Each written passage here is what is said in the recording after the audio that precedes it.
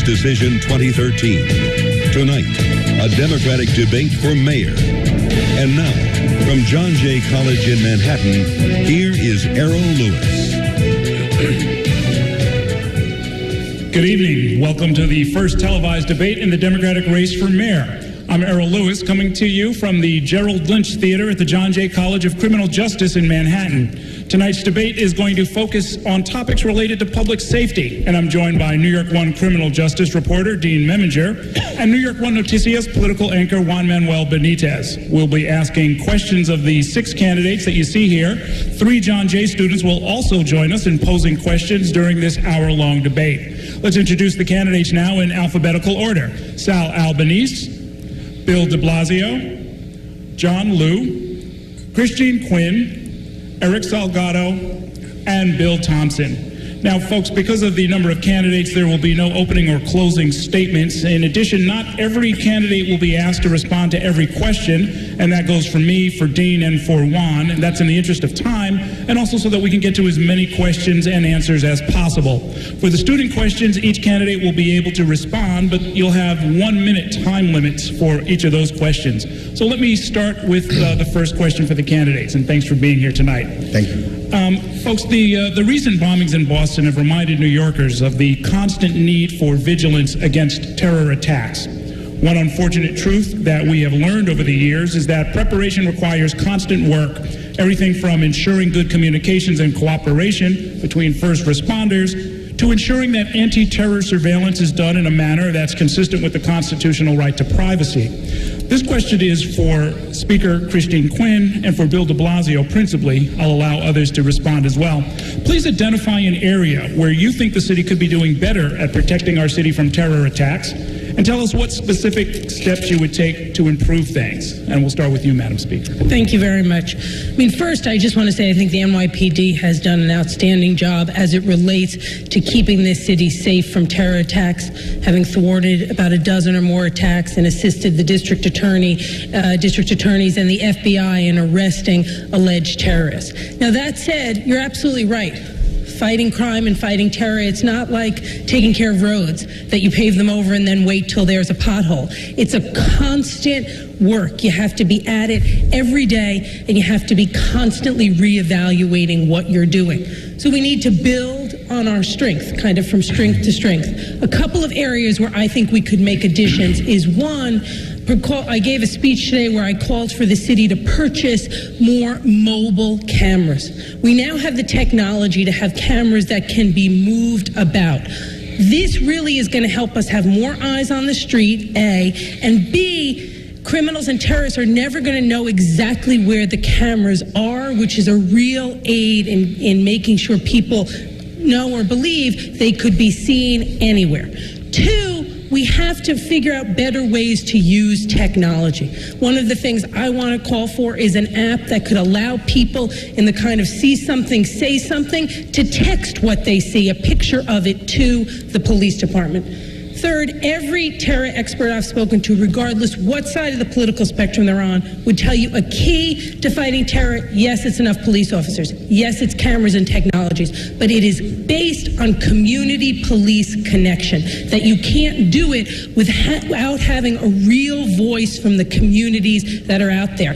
Lastly, we need to think a little more broadly about who our first responders are. We need to have the Department of Sanitation, the Department of Transportation, the MTA workers all go through focused anti-terror training so they can be more skilled eyes out there to assist police officers. Mr. de Blasio.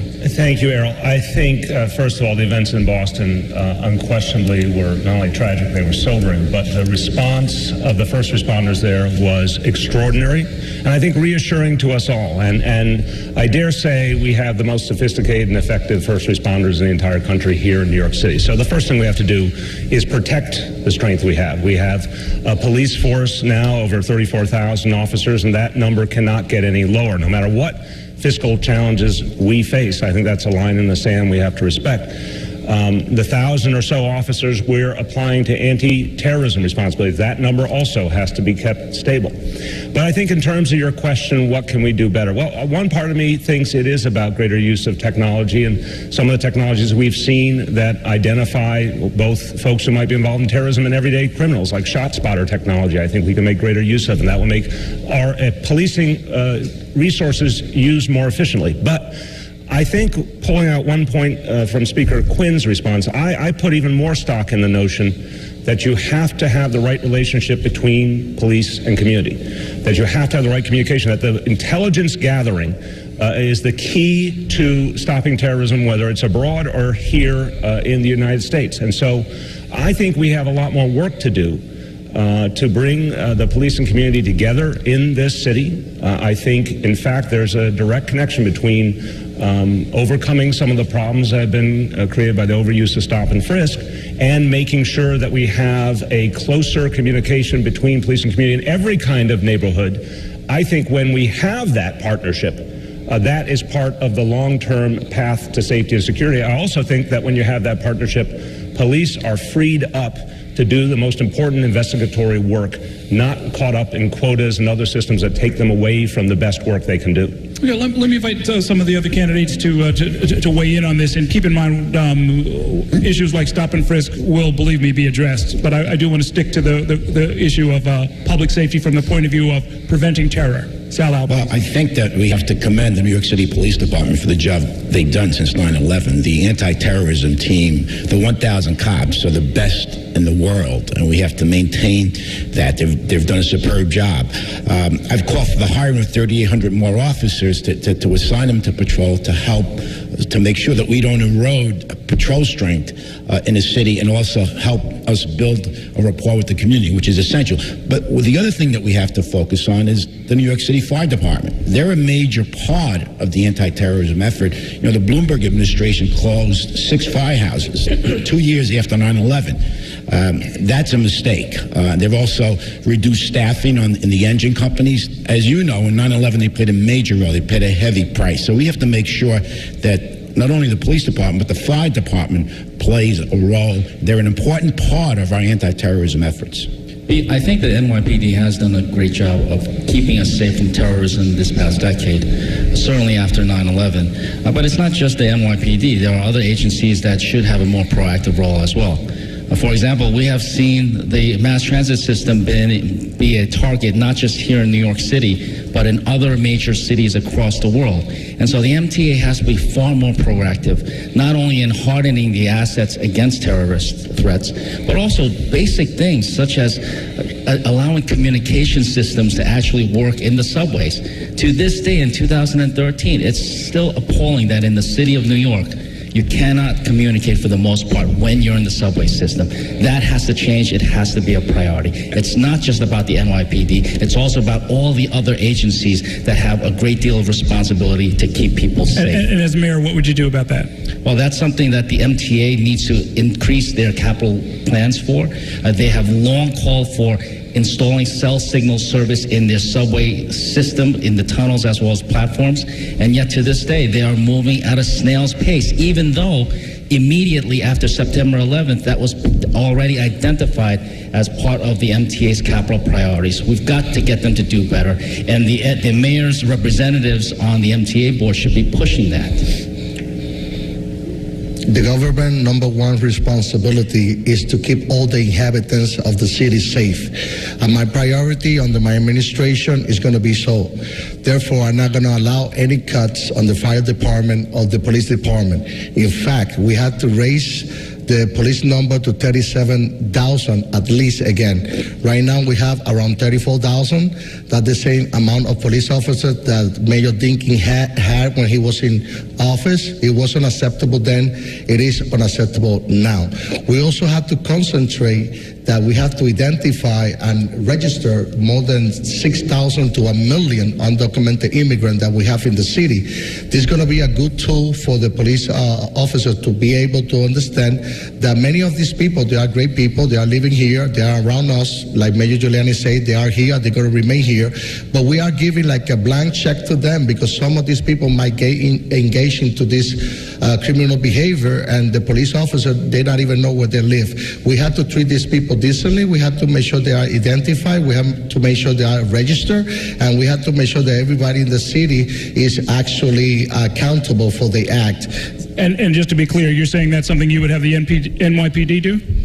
We're gonna push for a program that is gonna work together with the NYPD, and we're gonna give that piece of tool to the NYPD to make sure that they identify all the inhabitants of the city of New York. It's unacceptable that we have more than 1 million people living among us, and we don't know where they live, who they are, and but we know they are here. So we have to make sure that everybody get registered in the city of New York. Thank you. Thanks, Errol. I think that to begin with, I've called for, going back to the number of police officers, 37,000. When you think that back in 2001, we had 41,000 police officers, and right now we'll have a little bit more than 34,000. We need to have at least 37,000 police officers out there on the ground as part of a kind of a new era of community policing, out on the ground, in the communities, talking to people, working with them. That will lead to increased safety across the city of New York. It will allow our police department to, again, be part of the community and have the community be part of the police department. I think that goes a long way to adding to safety and security, being able to let people know in the community, let the police department know when there are problems. And one last thing, if we look at the days after September 11th, those dark days, everyone was part of being vigilant. And it seems some of that has faded. As we look at security forces in private buildings across the city of New York, they were part of that grid also. They were part and being trained in some places to pay attention. We need to maintain that level of vigilance in involving everyone in making sure that New York City stays safe. Errol, can I just jump in for 1 second? Because with all due respect to Mr. Salgado, I just don't want to leave on the floor the statement that seemed to imply that immigrants or undocumented immigrants were a terrorist or are a terrorist threat in the city. I didn't imply that at all. Okay. I'm saying that because that's what I took from what you said, and I just want to forcefully disagree. We have to make sure that everybody registered in the city of New York. If we want to keep the city safe, we have to make sure that everybody's registered. Okay, all right. Then I want to thank you, candidates.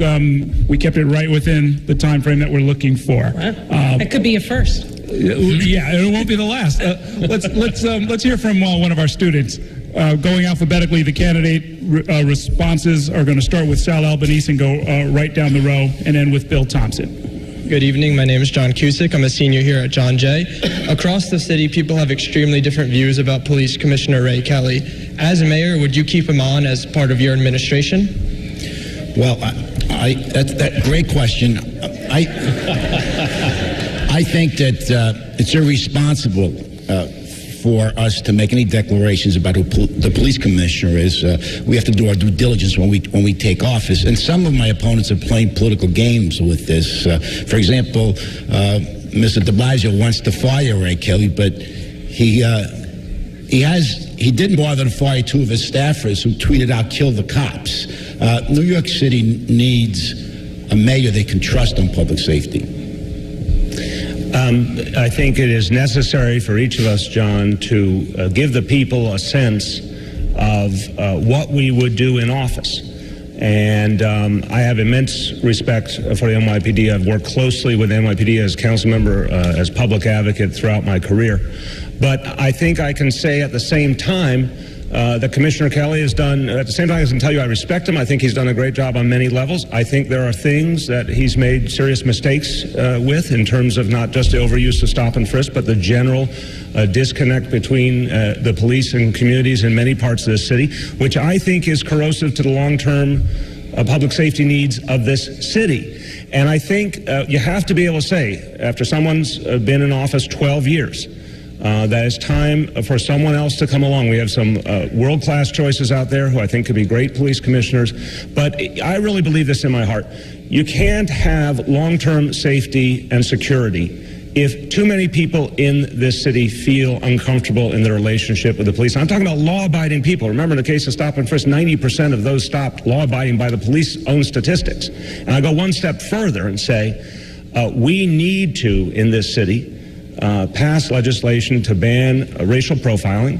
I know Speaker Quinn came out today and said she will allow a vote on that bill, which is important, but that she disagrees with the bill. I think we need that bill as another step towards healing and strengthening the relationship between police and community. We'll have an opportunity to talk about that. John Liu, 1 minute.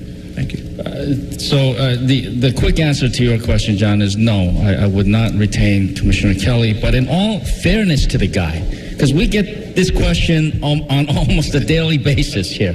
In all fairness to Commissioner Kelly, I don't know if anybody's actually asked him if he wants to stay on as police commissioner. I mean, after 12 years, it's been a pretty grueling run for him. But I'm looking to bring in my own people all across the board, across every city agency. Specifically when it comes to the NYPD, it's not just the commissioner. It's also the top ranks of all the chiefs who, in my opinion, have served a long time. They've given a lot of service to the people of New York City. It's probably time to move on and bring in some new people. I think we've got a deep level of bench strength in the NYPD. Younger but experienced leaders who are ready, willing, and able to step up to the plate, assume greater responsibilities in the NYPD. And at the end of the day, when we allow newer people to take on additional responsibilities, I think you will see not just the police commissioner, but the top ranks of the chiefs there will be greater diversity. And the chiefs will actually start looking like the people of New York City. And when that happens, I think there will be that much greater confidence that people have in the NYPD, and the NYPD will be able to do its job even better. Okay. I'm being told from the folks, this is for the people watching. We've got some technical difficulties, but we're going to resolve them momentarily. Some camera angles. Don't worry about it, candidates. Well, John is right. Police Commissioner Kelly, I don't think has asked any of us if he could stay, and none of us have asked him that. That said, I have said, and I stand by it, I think any of us as mayor would be lucky if Ray Kelly stayed on as police commissioner. He's brought crime down to historic lows. 419 murders last year. That's the lowest murder rate since they started keeping statistics in 1963. That's juxtaposed to when we were the murder capital of the world, and it's juxtaposed to places like Philadelphia and Washington, where crime is going up. And remember, crime began to go down not under Mayor Giuliani, but under Ray Kelly's first term as police commissioner. And when crime was going down in the Giuliani administration, it was going down nationally. This trend now in New York is against the grain of other cities across the country. Now, that said, I don't agree with Ray Kelly, or most people for that matter, on everything. And when I'm mayor, if he or anyone else is my commissioner, they'll work for me. And if there's practices like stop, question, and frisk that they are overusing, that'll stop. But let me also be clear on the racial profiling bill. Profiling is illegal in the city of New York, and it's something we all need to have zero tolerance for. I know we'll talk about the bill later, but I just want to be clear on that point. Thank you, John. The problem is not so much the commissioner. The problem are the politicians who give the order to the commissioner. So I will keep my option open. I will consider Ray Kelly if he's available. If he's not interested, maybe I ask Rudy Giuliani to come and serve as police commissioner. Or I ask Rabbi William Hander to handle everything in the city. We have to be tough, and we have to make sure that the best person is going to keep our city safe. We cannot go back to the New York from the 70s or the 80s. We have to move forward, and that's very important in my administration. Thank you. John, thank you for the easy question that you've thrown to the panel here. But first thing, Reverend, I'm going to have to make sure that I oppose as far as I oppose Rudy Giuliani as the police commissioner for the city of New York. Let me go on record. Let me go on record against that right away. Look, John, I think that Ray Kelly has done an excellent job as police commissioner in the city of New York. But there comes a time when people need to move on. I think it's important. I want to bring my team, my group of people to the table. It's going to be a team that's going to make sure that we keep crime down, because that's my responsibility. That's the thing that I need to do, is to make sure that New York City stays the safest big city in America. We can't sit back and rest on our laurels. We need to continue to push crime down. We can do that with a mayor who's focused on that, with a mayor who understands that the bonds between community and police have become frayed in some ways because of the excessive use, the misuse of stop and frisk. So I want to bring my police commissioner to the table, a new commissioner, a diverse group of people who will represent the entire city of New York. Nothing against Ray Kelly. It is time to move on. Thank you. Can you mention a name, Bill? And thank you, John. No names? Okay, let's turn to our panel. We're going to start with criminal justice reporter Dean Meminger. Well, stop and frisk, we're talking about that, so it's perfect for me. Maybe you didn't speak to Ray Kelly, but Ray Kelly, the police commissioner, appeared on NY1 on the road to City Hall Monday night, and he sent a question for you.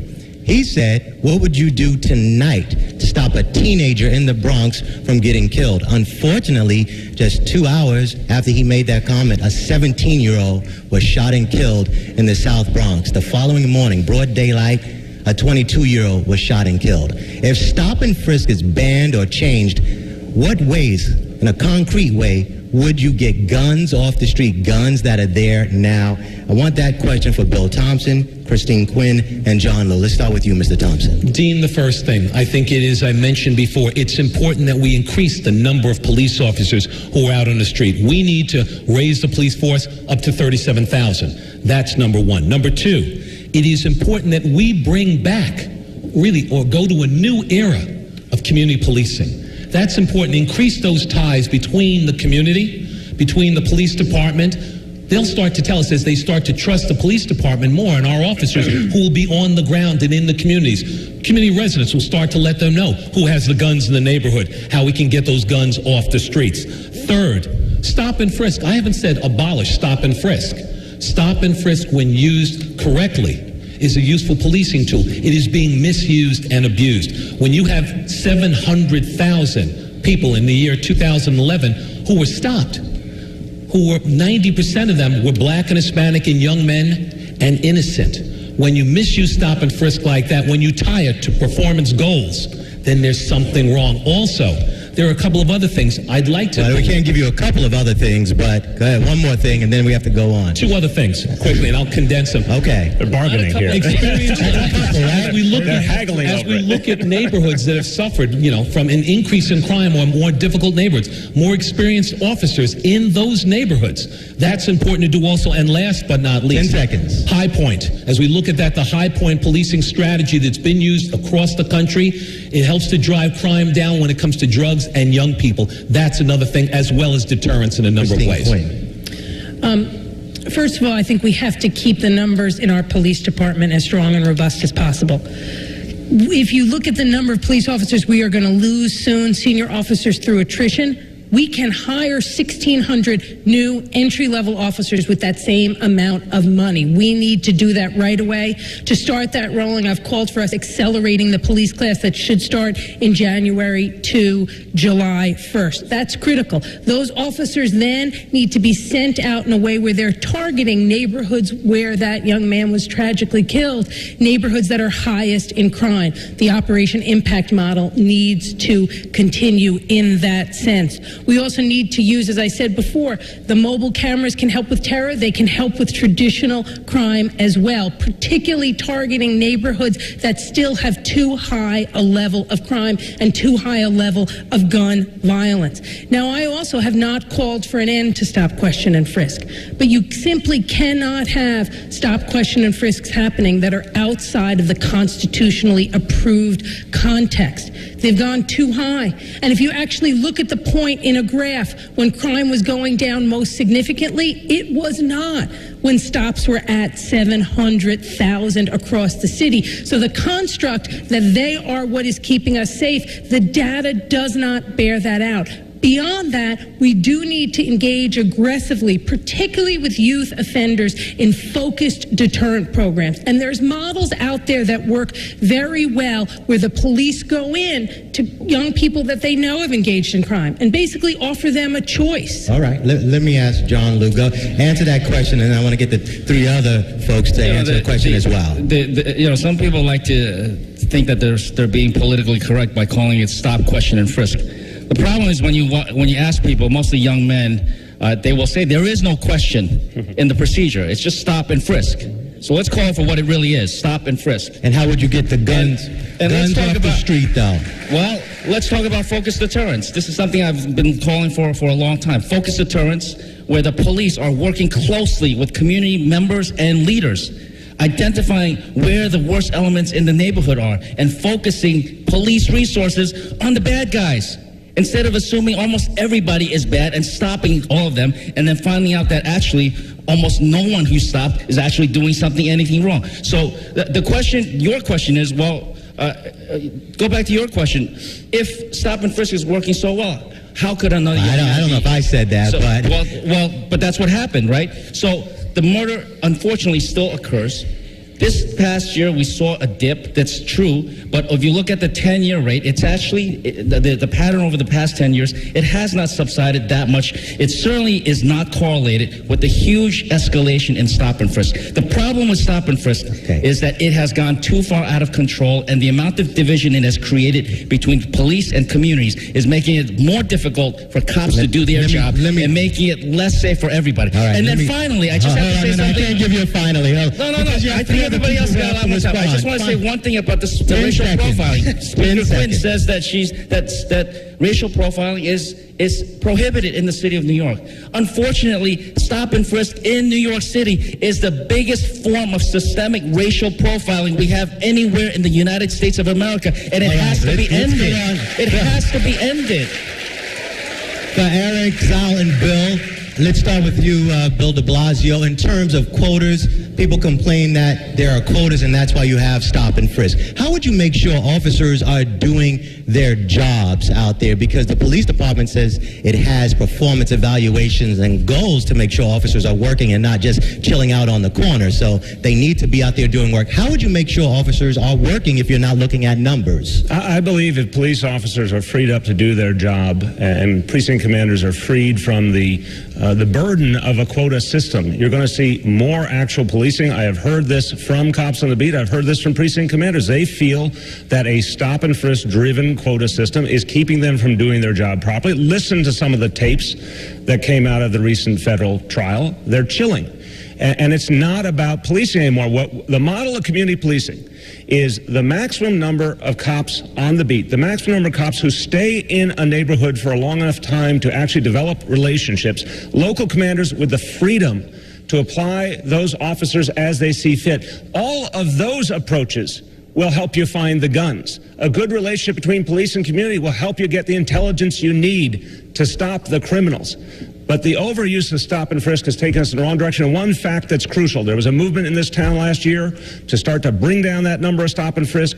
From 2011 to 2012, a 20% reduction in stops, a 30% reduction in violent crime. There's evidence right there. When police can do actual policing, it makes us safer. I want to try to make sure the two others get a chance. How would you make sure officers are doing their jobs? How would you evaluate them? Well, Dean, resources matter. I was on this public safety committee for 15 years. I spent an awful lot of time on patrol with officers over that 15-year period. And I remember there were one or two cars in precincts on the street, and crime was rampant, and I led the fight to put more cops on patrol. So that young man that you described needs more officers out there. That's why I'm calling for hiring officers, because our patrol strength is eroding. As it relates to stop and frisk, we live in the United States. No one should be stopped in violation of the Constitution. I have a three-pronged effort to address it, which places an emphasis on quality rather than quantity.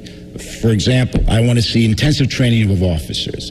I want to hire 3,800 more officers on patrol so they can build a rapport with the community. And thirdly, I want to stop wasting money on marijuana enforcement. I want to legalize, tax, and regulate marijuana so that we can focus on violent crime and also bring down stops. That's interesting. I don't know if that answers the question about how do you make sure officers are doing their job, but Mr. Salgado, go ahead. I don't see marijuana like a solution for stop and frisk, but I definitely will concentrate increase the level of police officer. Stop and frisk is an inexpensive way to enforce the law.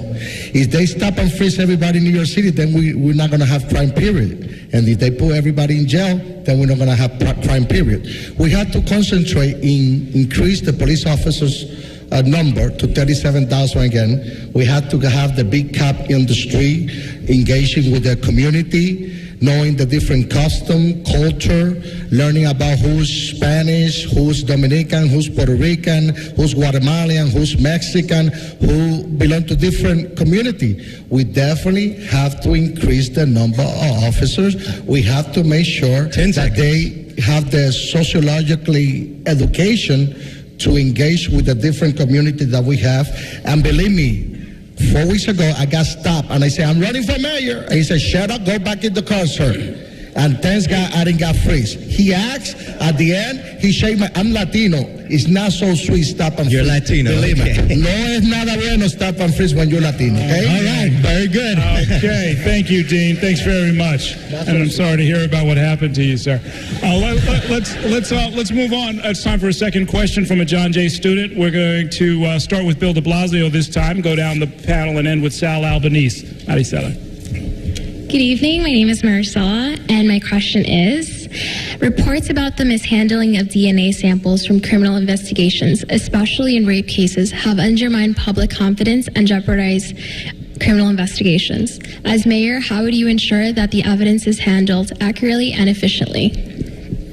Maristella, I appreciate the question because I think this is part of a bigger set of things we have to do to create real trust and confidence between the people of the city and everyone they come in contact with from government, but particularly when it comes to the area of public safety. I think the funding hasn't been there. I think the oversight hasn't been there to make sure that all evidence is treated properly. And I think, bluntly, there's been a problem further, which has to do with the need to do greater training of a lot of folks who work for the city in how to handle these situations sensitively and compassionately from the beginning.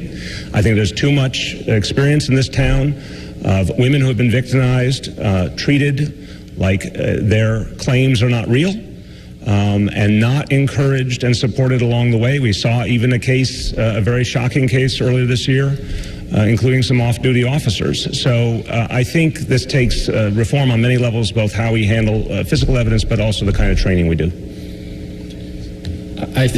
I do believe that we should rely on DNA evidence, but the funding is not there. They don't have necessarily the resources to ensure that all of their procedures are rock solid and airtight. And so the resources the resources must accompany the use of DNA testing and also sampling. But it's also about credibility. And credibility when it comes to victims not being treated well. I think over recent years, the city has done a far better job of treating victims with far greater respect and not interrogating victims along the way, as opposed to treating them as what they are, victims. On the other hand, we also have to make sure that when mistakes are made, that the criminal justice system adjusts to it and makes amends for that. And so the case that I'm talking about is unfortunately a case that has been a terrible, terrible episode in the city's history.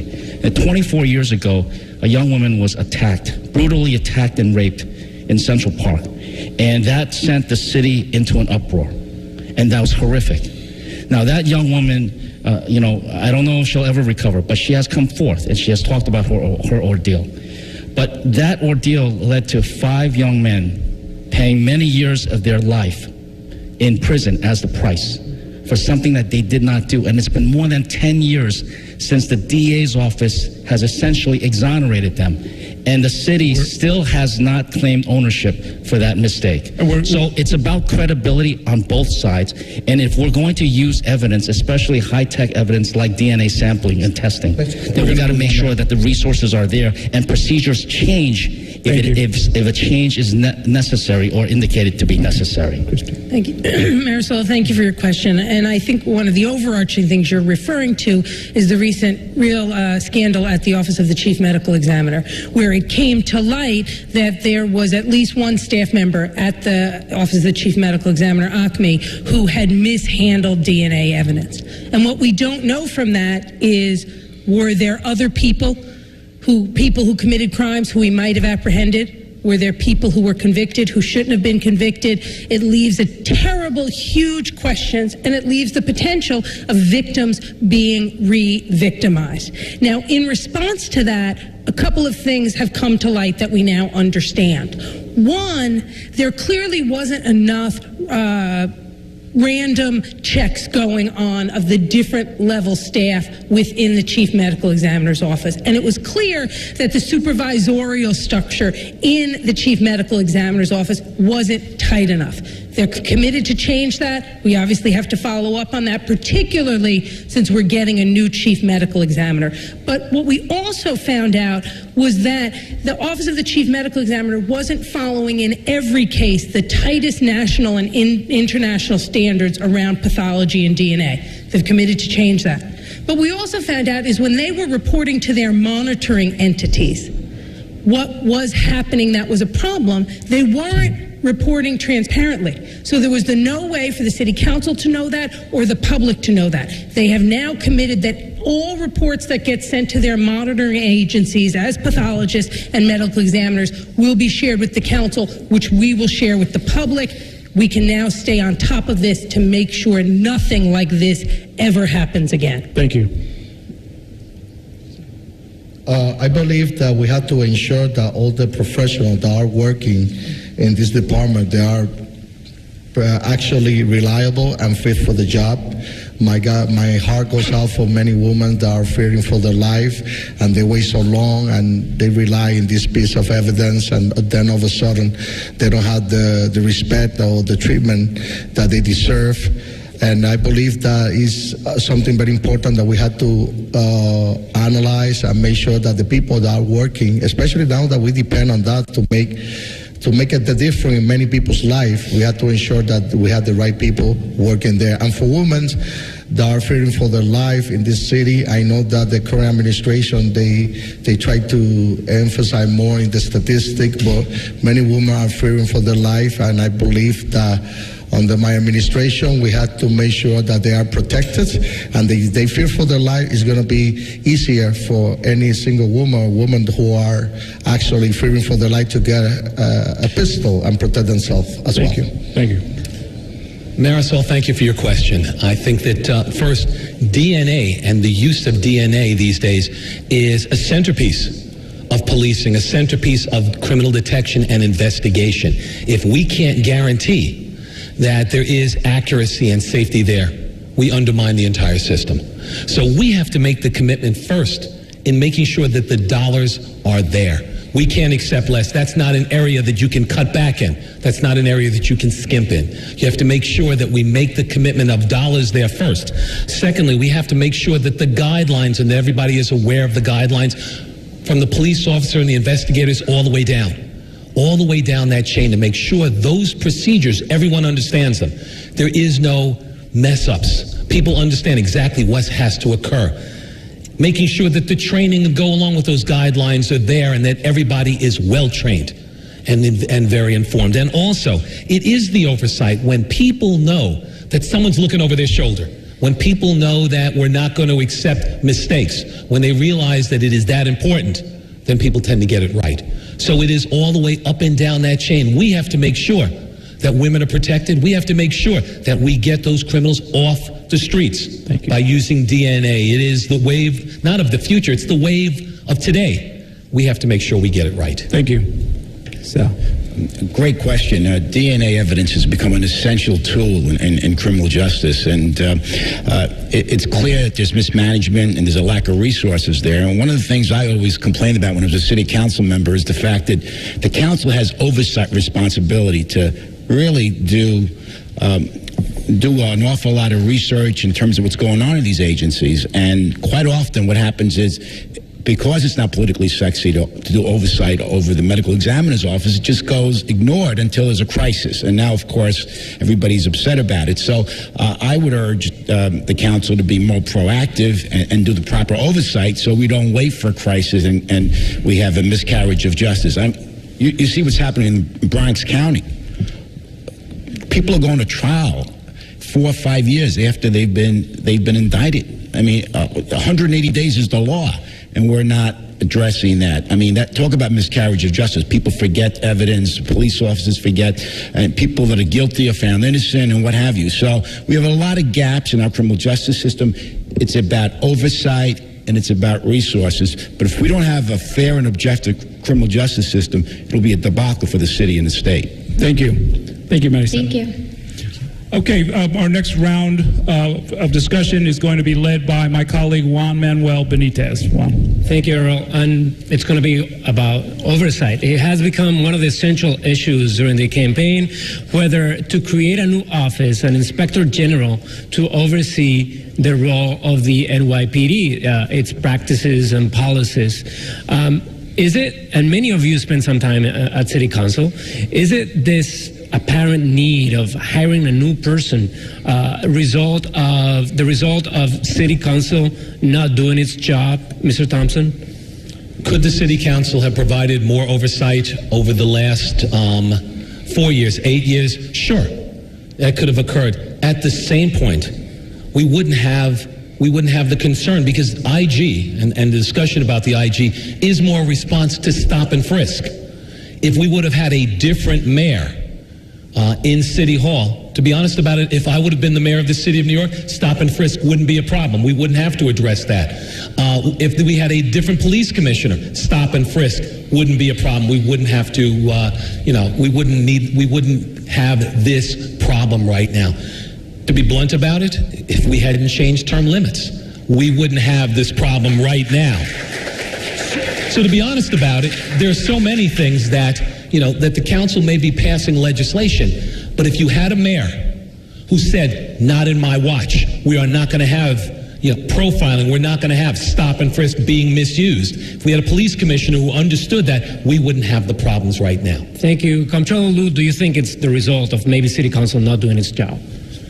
Yes, to some extent it is, but to a greater extent, it's an NYPD with respect to the leadership under Commissioner and the mayor that has led to the problems that then led to the calls for these inspector general positions or the bill for that.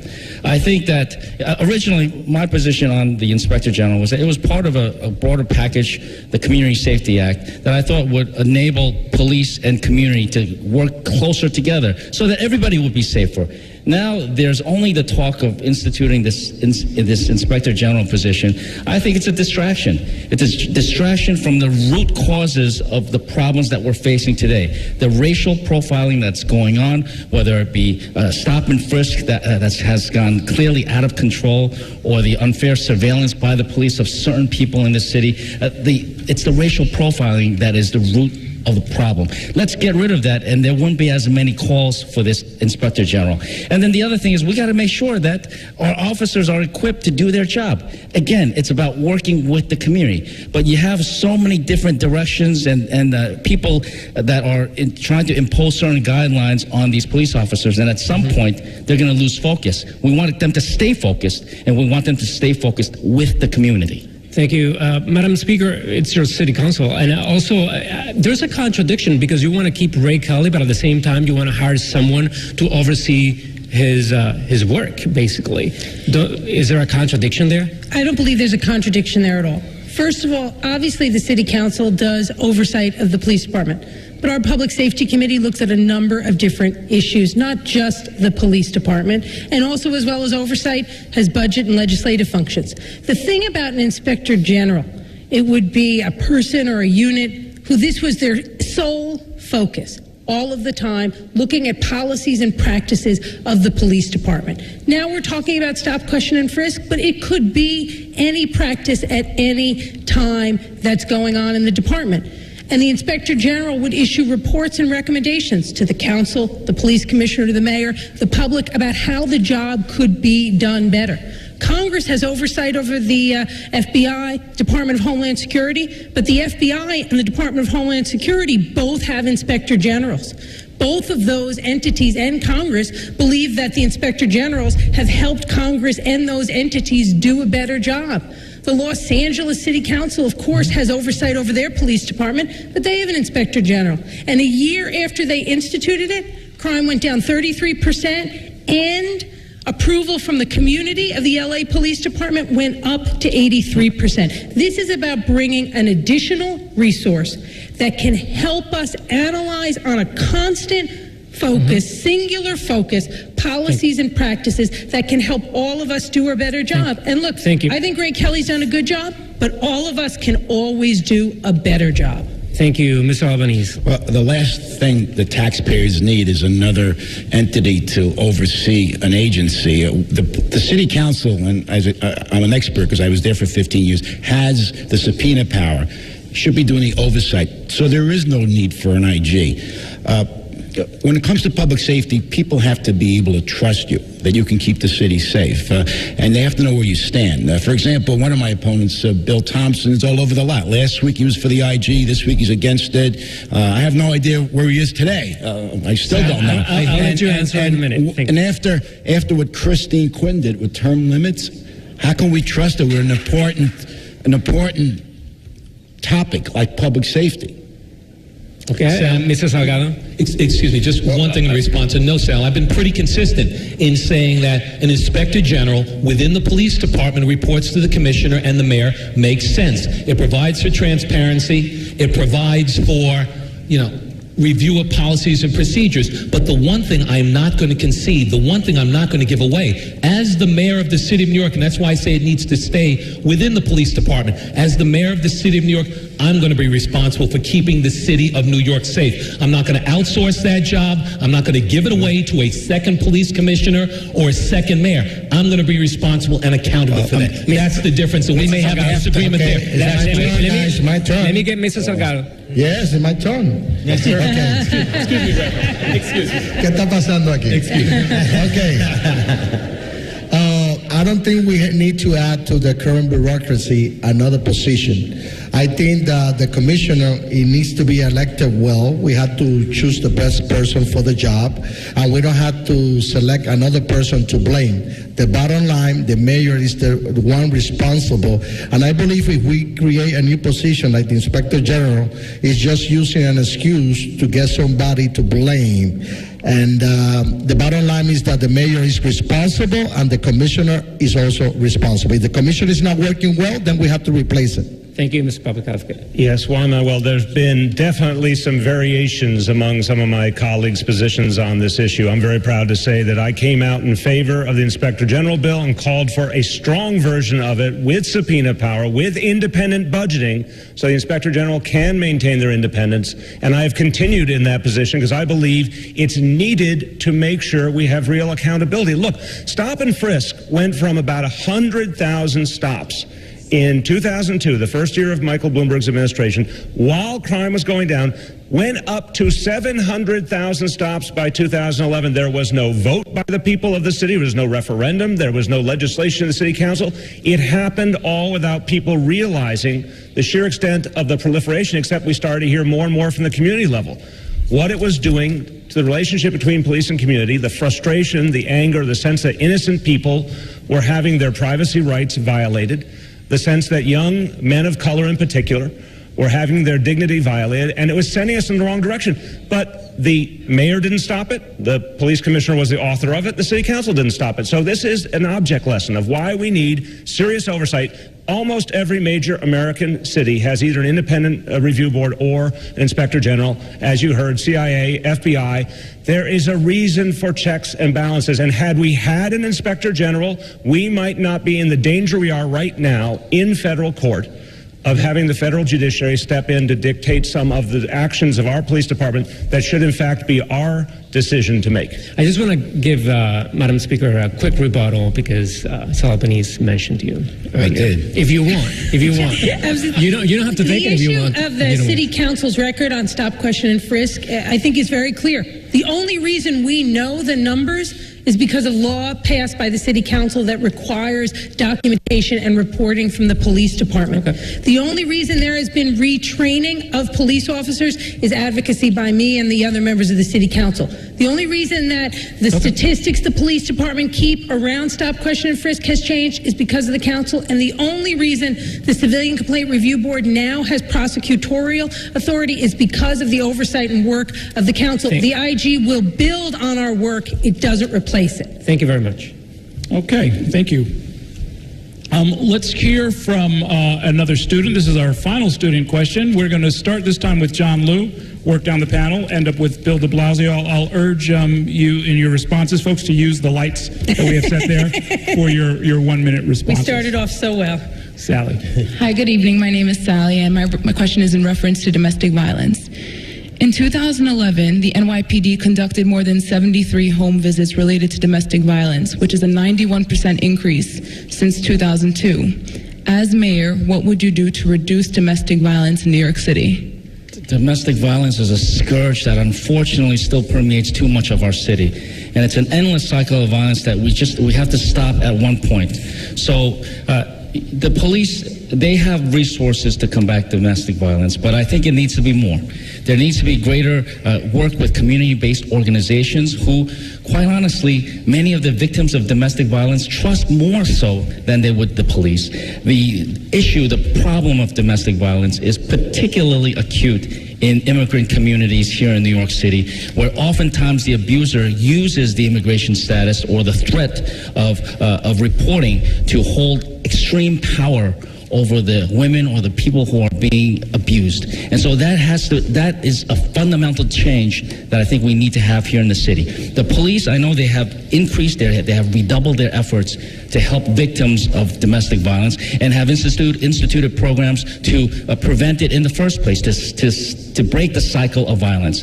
But there needs to be far greater partnership and collaboration with community-based organizations who have the expertise in communicating with victims or possible victims and bringing them out so that they are not fearful and continue to be subject to this endless cycle of domestic violence. Thank you. Sally, thank you for the question. And domestic violence is one of those just cancers in our society, and we have to do everything we can to stop it. The police department have expanded their focus on it, and that's a good thing. And I would continue that, and that's part of the reasons why I want to accelerate the police class, bringing 1,600 more officers so we don't lose any resources here.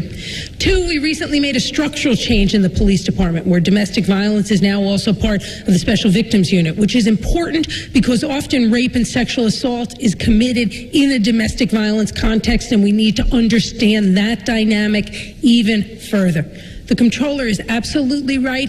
Community groups, service organizations play a critical role in helping us combat domestic violence. Before I was elected to the city council, I was actually the director of the New York City Gay and Lesbian Violence Project, a crime victims assistance agency where we serve same-sex victims of domestic violence. And often victims will first go to a culturally competent community group, not the police. We need to keep that strong. Lastly, we recently put in place an effort with the police department, kind of a see something, say something type idea, adding neighbors, friends, co-workers to step forward if they think someone's been the victim of domestic violence. That's an important way we can have the community help us and help us turn victims into the survivors we know they are. Thank you.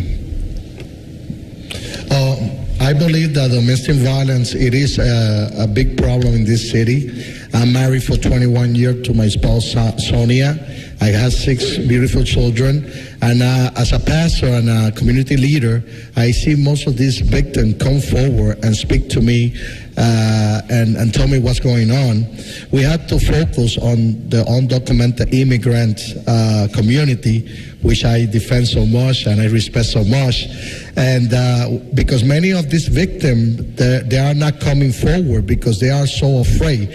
We have to make sure that these cases are handled by the local police enforcement, because most of the victims, they are afraid that they report the husband to the police officer, they're going to deport him and they're going to lose him in a way. So we have to make sure that the perpetrator stay in the city and pay for whatever crime he did, and that he should have to support the kids. He's not going to go back and forget about all the children that he have over here. That's one thing. We also have to handle U visa for the undocumented immigrants that are victim of this crime, because they are like trapped in this city. They are abusing the house. If they go out probably and seek help, they're going to be deported or they're going to be abused by somebody else. Thank you. We have to make sure that we provide you. I haven't spoken so much, so we have to make sure we're on a very strict time schedule. We did say 1 minute. Thank you. Okay, you visa and also make sure that we have safe houses for them to escape. Thank you. I'm sorry, okay? It's okay. Sally, thanks for the question. And by the way, and thank you for all the help that you've been providing today. You've done multi-things and multitasking. Thank you so much. The first thing, and let me give the New York City Police Department credit for as far as they've come. You know, we need to make sure that we look and make sure that there is zero tolerance for domestic violence. And I think that the best way to do that is by working hand in hand with our community-based organizations. They're the ones, particularly a number of the immigrant organizations across the city of New York. I think as you look, there are different communities, and part of the training for police officers has to let them understand that different communities respond in different ways. In some communities, almost no matter what happens, no one will come forward. No one will speak out. No neighbor will say anything.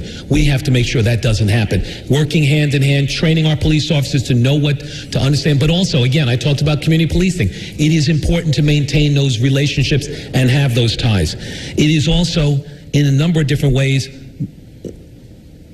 one of the big concerns, and let me just talk about it for a second. There was a memo that came out a few weeks ago. I believe it's been rescinded by one of the higher-ups at the police department, who indicated that when the police make a stop, when they go to someone's address based on a domestic violence call, that they check both individuals to see is there any outstanding warrants and things like that. I believe that was pulled back. We can't do that. That sends a chilling message to so many people and to women. Don't report things if you have a problem, and it leaves them to be the victim of domestic abuse. We need to make sure that New York City maintains that zero tolerance for domestic abuse. Our police department is well trained, and they work in conjunction with our nonprofit organizations. Thank you. Sal. Well, great question. Domestic violence is a problem. It's growing, and as the economy tanks, those domestic violence rates go up, which unfortunately is part of the pressure in a home when you don't have a living wage job. But the people who commit these crimes have to be prosecuted. The police do a pretty good job, even in tough cases with orders of protection, where they have to respond and save an awful lot of lives. However, they've made some great suggestions, and I agree with many of the things that need to be done in terms of reaching out to new immigrants. There has to be a cultural sensitivity. I was a school teacher in Sunset Park in Brooklyn, and I worked with young kids. I counseled some, and they gave me a hint of domestic violence. We had a great community center called the Center for Family Life, run by two Franciscan nuns, and they stepped in and they worked with the community and the entire family. They did wonders.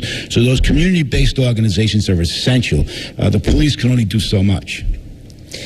Well, first of all, I think we have come a long way, but there's definitely more work to be done. I commend the police, but look, 10 years ago, I was in the city council. We passed legislation I authored to provide emergency shelter for victims of domestic violence, because the city in some cases wasn't providing shelter if the women involved didn't have the right documentation. You know why they didn't have it? Because it was back where the batterer was.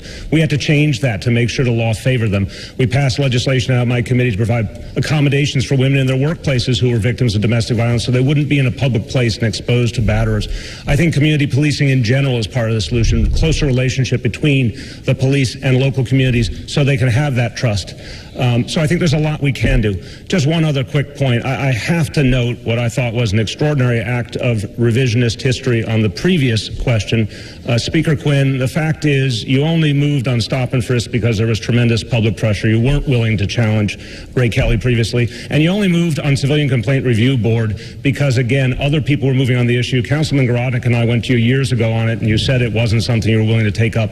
So let's be clear and not act like this is something you've been committed to long term. Errol, I have to very quickly. Yeah, I have to correct the record.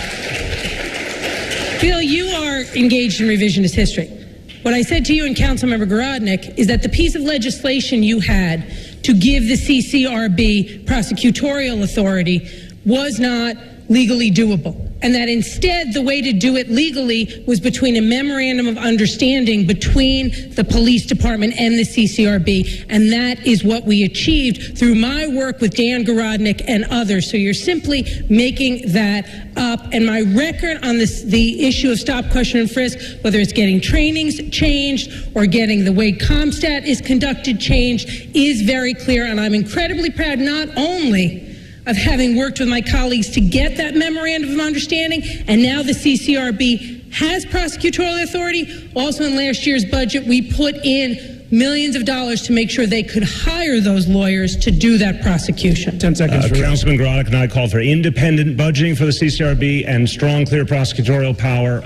You did not say that at the time. It was very clear you were not willing to challenge Ray Kelly on it, and you still have not supported independent budgeting for the CCRB. We're going to have to leave that conversation for another time, but that concludes tonight's debate in the Democratic race for mayor. I want to thank all of the candidates. And a reminder to voters, primary day is on Tuesday, September 10th, and the general election is November 5th. New York 1 and the Road to City Hall will be providing extensive coverage of the campaign as well as the many other races on the ballot. I'd like to thank the staff and students of John Jay College and President Travis in particular for letting us use the Gerald Lynch Theater. Thank you and good night.